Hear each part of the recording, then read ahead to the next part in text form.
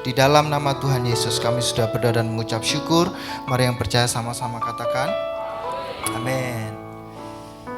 Selamat sore Bapak Ibu, Shalom. Oke, hari ini kita akan membahas tema kita ya, The Holy One ya. Kita akan baca natsnya Bapak Ibu. Natsnya ini sebetulnya ini Mazmur 16 ayat 10b, tapi hari ini saya ingin kita membaca ayat 10 secara lengkapnya ya. Karena enggak saya tuliskan, Bapak Ibu silahkan membuka Alkitabnya masing-masing ya.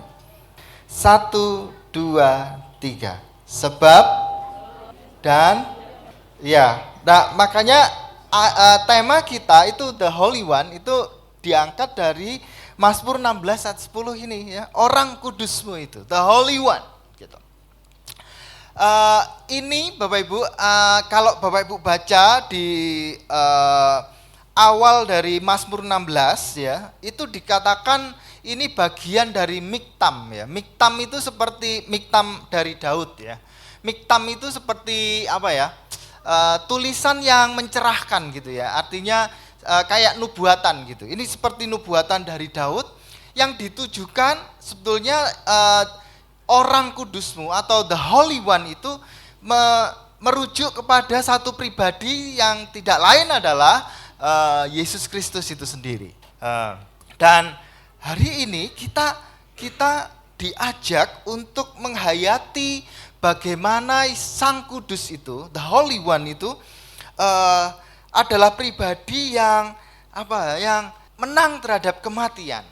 Dia menang terhadap apa yang harus dia hadapi ya.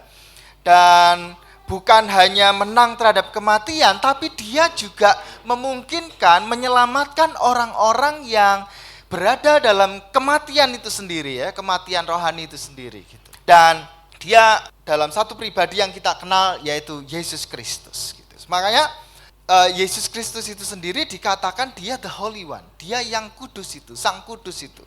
Dan kita tahu Bapak Ibu bahwa dalam kisah-kisah Tuhan Yesus yang dikatakan orang kudus itu, dikatakan Sang Kudus itu, bukan berarti Tuhan Yesus adalah pribadi yang tidak pernah berinteraksi dengan orang-orang yang berdosa. Kita tahu bahwa dalam pelayanan Tuhan Yesus itu teman-temannya itu bukan bukan kayak pemimpin agama, kayak para imam gitu, enggak. Temannya Tuhan Yesus itu dikatakan ya seperti pelacur ya, lalu pemungut cukai ya, penagih pajak gitu ya, dan lain-lain gitu ya.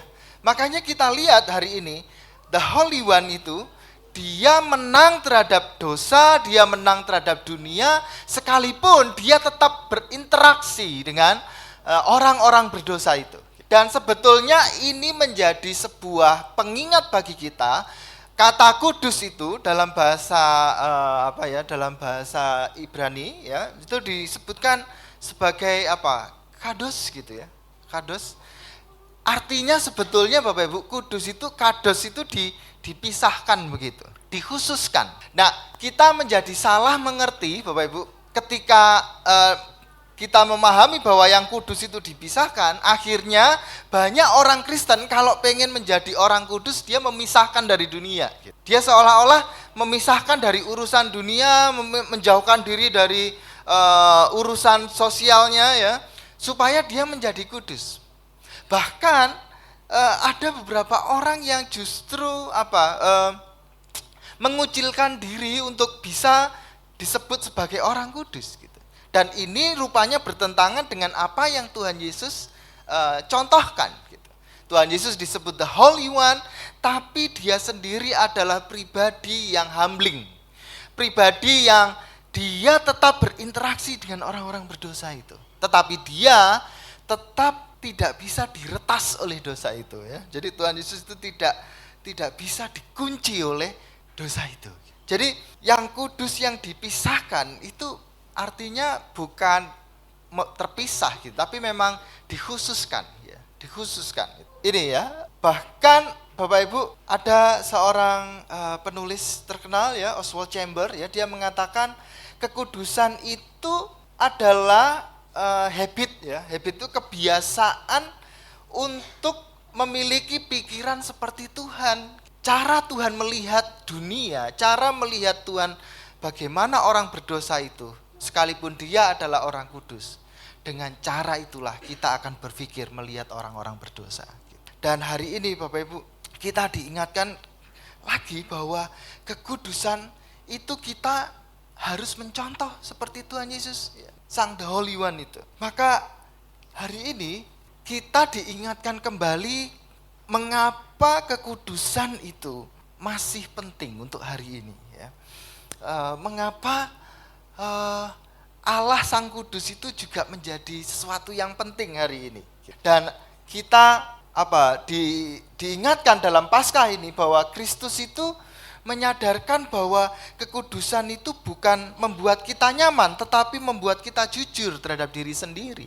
Kalau kita hanya kudus, ya, memikirkan kekudusan itu terpisah dari dunia ini, ya, kita akan merasa nyaman. Kita tidak peduli bahwa kita masih hidup di dalam dunia yang penuh dengan dosa ini, ya, tapi kita sendiri hanya memikirkan saya kudus gitu. Tapi kita lupa bahwa kita masih hidup di dalam dunia yang juga penuh dengan dosa itu. Makanya Bapak Ibu, hari ini kita sekali lagi di Paskah ini kita diingatkan The Holy One itu, Sang Kristus itu, mengingatkan kita ketika kita berjumpa dengan Sang Kudus itu, kekudusan itu tidak bisa membuat kita menjadi nyaman lagi. Tapi kekudusan itu membuat kita menjadi jujur tentang siapa diri kita. Mengapa saya membawa kita dalam perspektif ini? Karena saya takutnya Bapak Ibu memiliki konsep kekudusan yang keliru dari apa yang Tuhan Yesus contohkan. Seolah-olah kalau kudus itu, ya, kudus itu terpisah dari dunia ini, terpisah dari hal-hal duniawi gitu. Kan kita banyak ya menemukan ada banyak bahkan orang Kristen, ya. Ini urusan duniawi, ya, ini urusan surgawi gitu, ya. Pernah Bapak Ibu melihat orang-orang seperti itu? Pernah atau hadir orang-orang itu di sini, ya? Jadi kalau kerja di toko itu urusan duniawi, ya. Kalau ibadah di gereja itu urusan surgawi gitu, ya.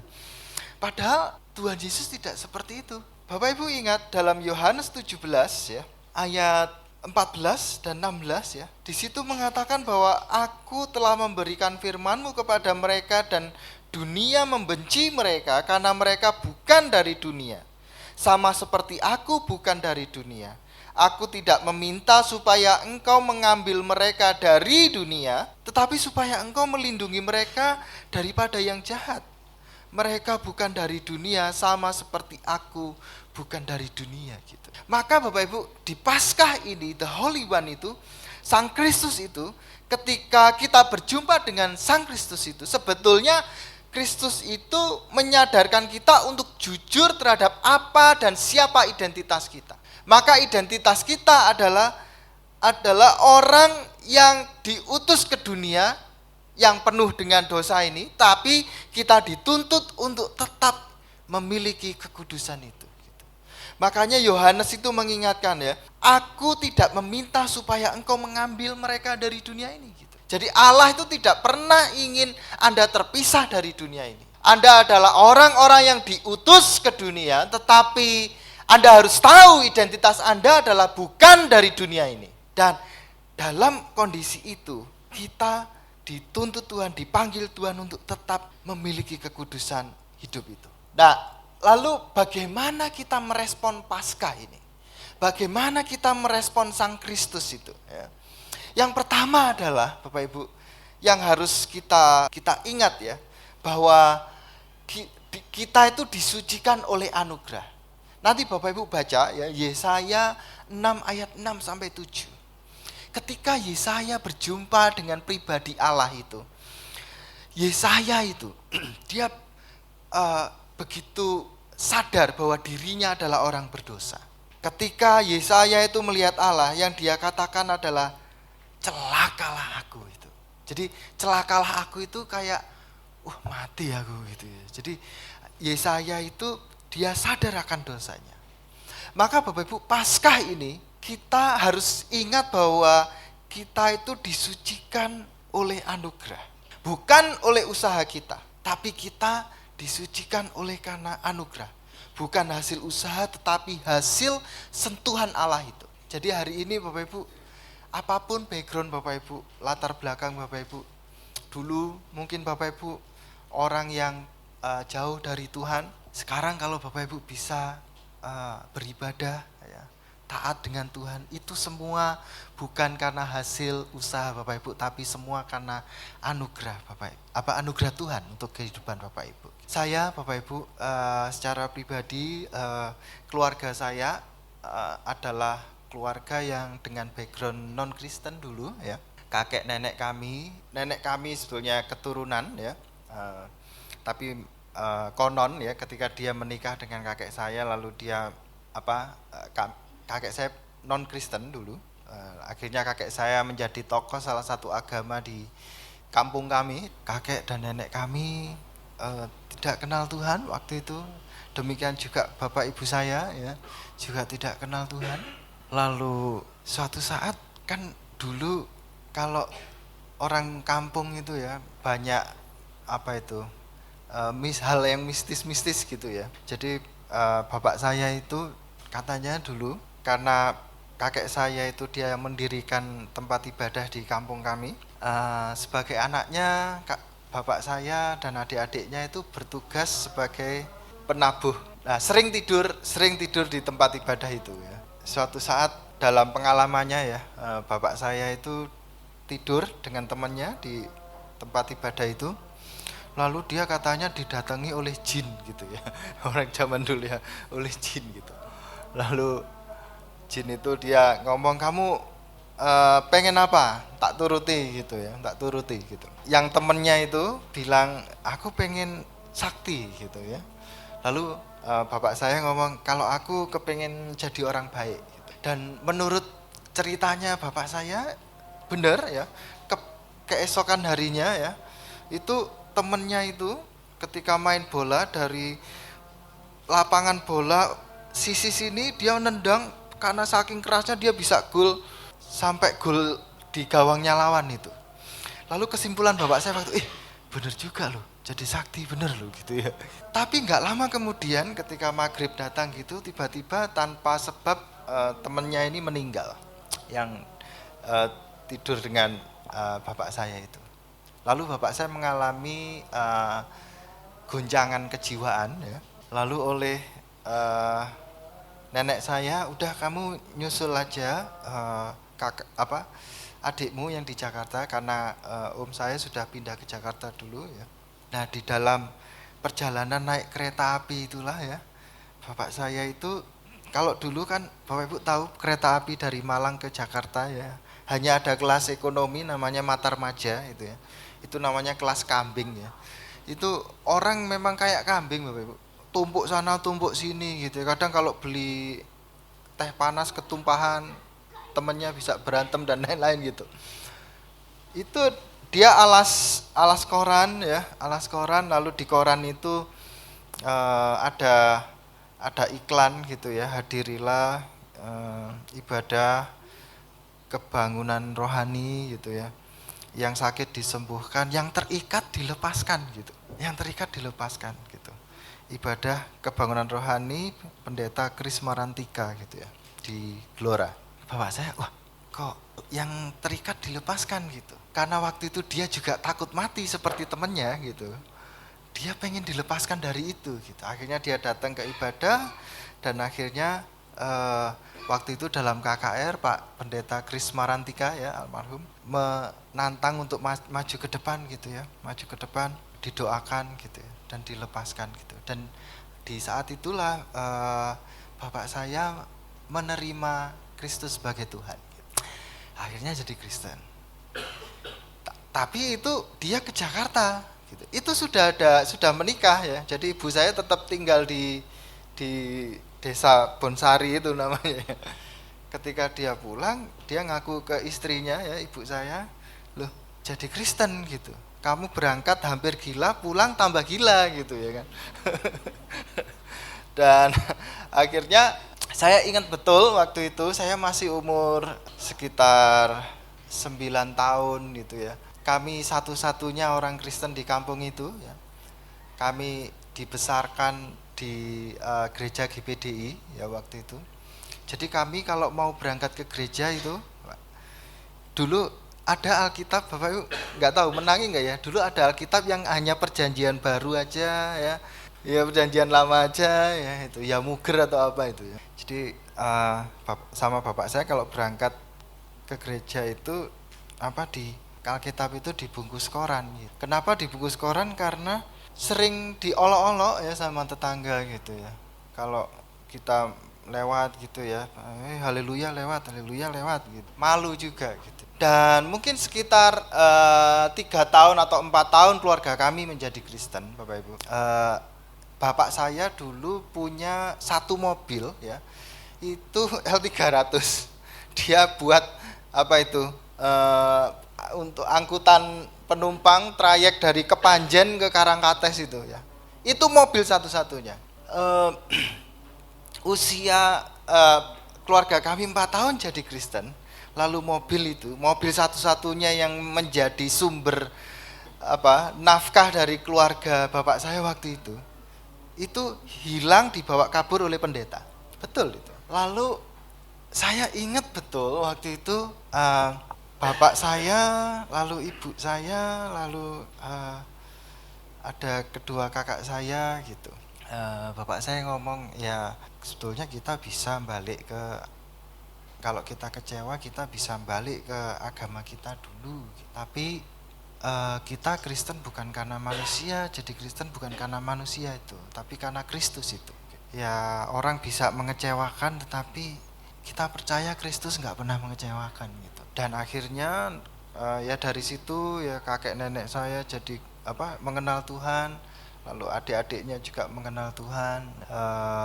Keluarga kami jadi keluarga yang mengenal Tuhan gitu. Dan itu merupakan anugerah buat keluarga kami gitu, bukan usaha dari keluarga kami gitu. Maka hari ini Bapak Ibu, kalau Bapak Ibu boleh mengenal Tuhan hari ini, itu bukan karena usaha Bapak Ibu, tapi karena anugerah itu. Kita berjumpa dengan Sang Kudus itu sehingga kita disucikan gitu. Lalu yang kedua, bagaimana kita merespon Paskah, merespon the Holy One itu, Sang Kudus itu. Kita dipanggil untuk hidup kudus ya. Yesaya 6 ayat 8 itu. Jadi ketika Yesaya itu berjumpa dengan Sang Kudus itu, dia sadar bahwa dirinya berdosa, tapi bukan hanya itu. Lalu Yesaya melanjutkan, ya Tuhan ini aku, utuslah aku gitu. Jadi Sang Paskah itu, Sang Holy One itu ya, membuat kita untuk merespon bahwa hidup kita itu dipanggil untuk menuju kepada kekudusan. Dan orang yang dipanggil kepada kekudusan itu orang yang bersedia dan berani untuk berubah arah. Bapak Ibu ingat, bertobat itu ada dalam bahasa aslinya ada banyak ya. Yang pertama misalkan dalam bahasa Yunani atau bahasa Greka ya, itu disebut metanoia gitu ya, metanoia gitu. Itu artinya dia berubah, yang tadinya menjijikkan seperti seperti kepompong, sekarang berubah menjadi kupu-kupu gitu. Tapi bertobat itu juga dalam bahasa Yunani juga disebut sebagai epistrope gitu. Epistrope itu sebetulnya istilah dalam kedirgantaraan. Jadi ketika para prajurit itu berbaris gitu ya, dia berbaris lalu komandannya bilang epistrope gitu, dia akan langsung balik arah gitu ya, 180 derajat gitu. Dan orang yang merespon bahwa hidupnya dipanggil untuk kudus, dia akan berubah arah. Lalu yang ketiga ya, bagaimana kita merespon the Holy One itu, kita pun harus hidup kudus. Tidak bisa tidak, kekudusan itu harus ada dalam hidup kita. Dan Bapak Ibu harus tahu bahwa kekudusan itu sifatnya ada dua. Yang pertama kekudusan privat. Kekudusan privat. Betul Bapak Ibu, kalau mau kudus itu jangan jangan melakukan hal-hal dosa, jangan bohong, jangan mencuri, jangan tidak adil, jangan dan lain-lain. Itu tapi kekudusan privat. Jangan berpikir yang macam-macam, jujur dan lain-lain. Tetapi Bapak Ibu, kekudusan itu bukan hanya privat, tapi ada kekudusan yang kedua, yaitu kekudusan komunal, kekudusan bersama. Hari ini kita sebagai keluarga GBI Rock Blora, baik kalau Bapak Ibu kudus, tapi jangan kudus sendirian. Kita harus punya kontribusi bahwa kita ini adalah keluarga orang-orang kudus. Kalau Bapak Ibu hanya kudus sendirian, nah itu menyalahi arti dari kekudusan secara komunal gitu. Makanya orang yang kudus dia juga bersedia untuk berproses, bersedia untuk menegur, bersedia untuk sabar terhadap yang lain, memenangkan yang lain, memenangkan saudara-saudara yang lain yang semuanya butuh proses gitu. Makanya gereja bukan hanya tempat ibadah, tetapi gereja itu adalah ekosistem kekudusan itu. Gereja itu adalah ekosistem di mana isinya adalah orang-orang yang bersama-sama untuk berproses hidup kudus gitu. Jadi jangan sampai Bapak Ibu itu menjadi orang yang paling kudus sendiri, terus yang lain berdosa, Bapak Ibu kudus sendiri gitu. Bapak Ibu nanti jadi Mesias gitu, menggantikan Tuhan Yesus gitu. Makanya kekudusan itu sifatnya komunal gitu. Sebaliknya Bapak Ibu juga jangan cara berpikirnya seperti itu tadi ya. Ada yang kudus, ada yang enggak gitu. Seolah-olah kita ini kudus sendirian, hidup sendirian, harus menyendiri dari dunia gitu. Kita juga, iman Kristen itu juga harus realistis Bapak Ibu. Kita memang dituntut untuk hidup kudus, tetapi kita harus ingat kita hidup di dunia, bukan di surga ya. Jadi kita harus tahu itu. Kudus itu bukan, rohani itu bukan hanya di gereja, tapi ketika Bapak Ibu bekerja di tempat kerja Bapak Ibu, itu juga rohani. Rohani itu bukan hanya Bapak Ibu ketika melayani di mimbar, tapi ketika ibu-ibu sedang menanak nasi untuk anak-anak, itu pun juga rohani. Karena itu bukti bahwa Allah masih memelihara keluarga Bapak Ibu gitu. Kadang saya pusing gitu, ada orang yang serba rohani ya, akhirnya seolah-olah tidak ada urusannya dengan dunia gitu. Menurut Bapak Ibu, seks itu kudus atau tidak kudus? Rohani atau duniawi seks itu? Rohani, kalau dilakukan dalam pernikahan gitu. Bapak Ibu baca Alkitab pun bisa jadi duniawi loh itu. Kalau baca Alkitabnya di depan telinga suami misalkan, keras bacanya gitu. Padahal Bapak Ibu, kalau Bapak Ibu itu anak Allah, Bapak itu anak Tuhan, seluruh kehidupan Bapak Ibu itu adalah rohani. Ketika Bapak bekerja di tempat kerja, harusnya itu rohani. Itu anugerah Tuhan. Tuhan memelihara keluarga kita gitu. Semua sisi kehidupan itu harus rohani, harus spiritual.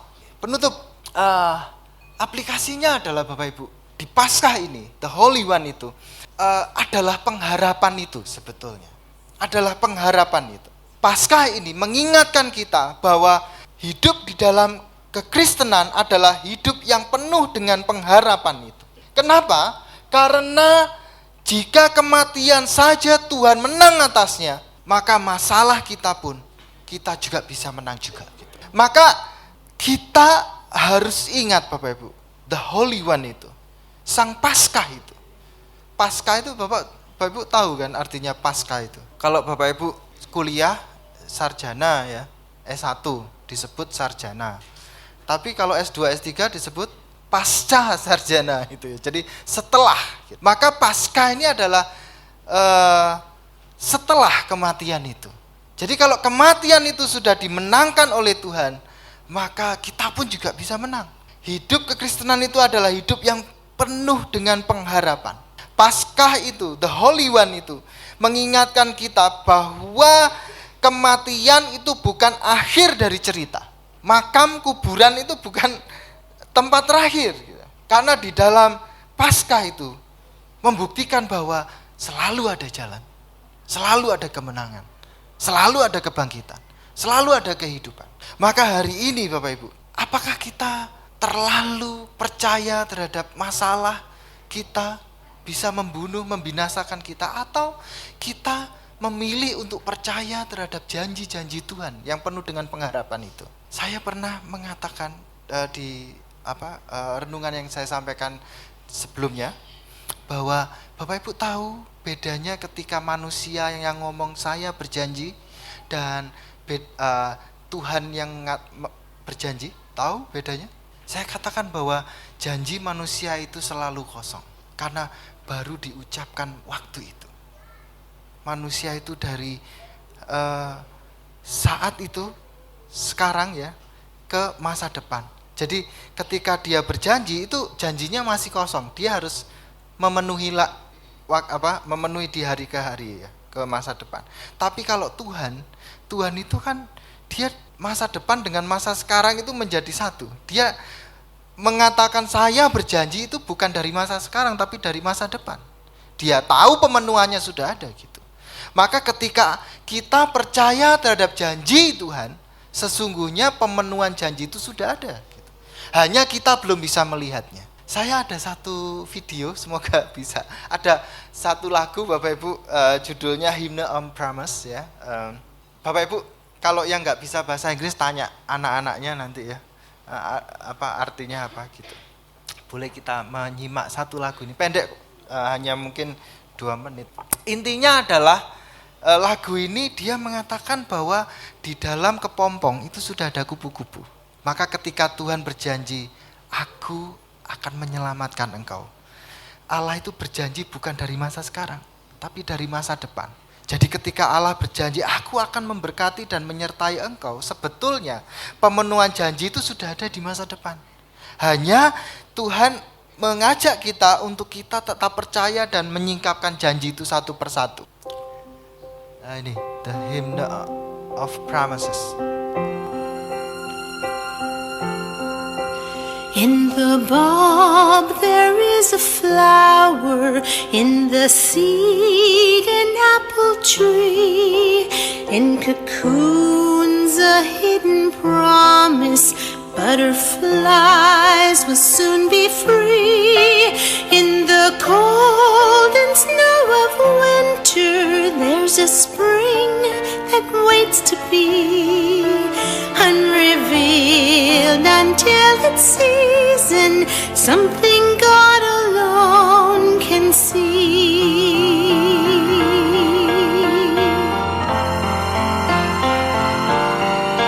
There's a song in every silence, seeking word and melody.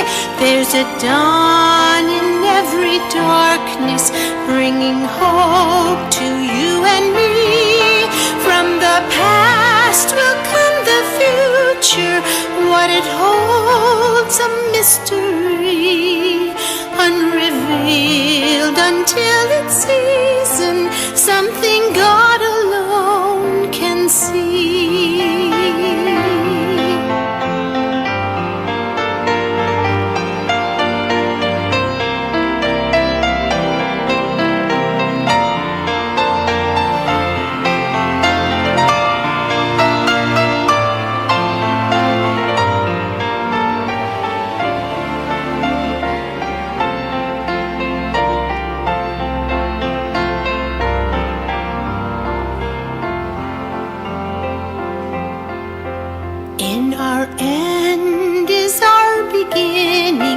In our time, infinity. In our doubt, there is believing. In our life, eternity. In our death, a resurrection. At the last, a victory. Unrevealed until its season, something God alone can see.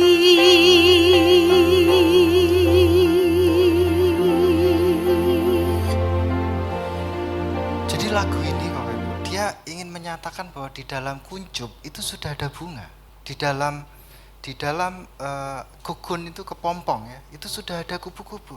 Cuman kita belum melihat. Itu akan reveal, itu akan terlihat itu pada waktunya nanti. Maka ketika Tuhan berjanji kepada kita, Tuhan itu tidak berjanji dari masa sekarang, tapi Tuhan itu berjanji dari masa depan.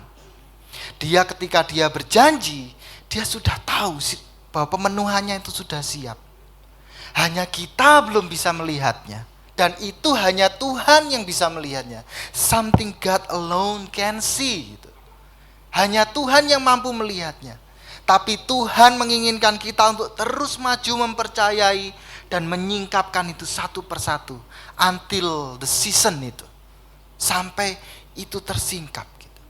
Maka ketika Tuhan berjanji, sebetulnya dalam janji Tuhan itu sudah terkandung pemenuhannya. Sudah terkandung perwujudannya.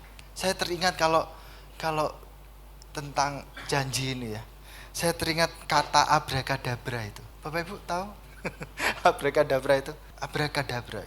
Itu dalam bahasa Ibrani itu dari dari kata abra ya. Abra itu dari kata bara, menjadi.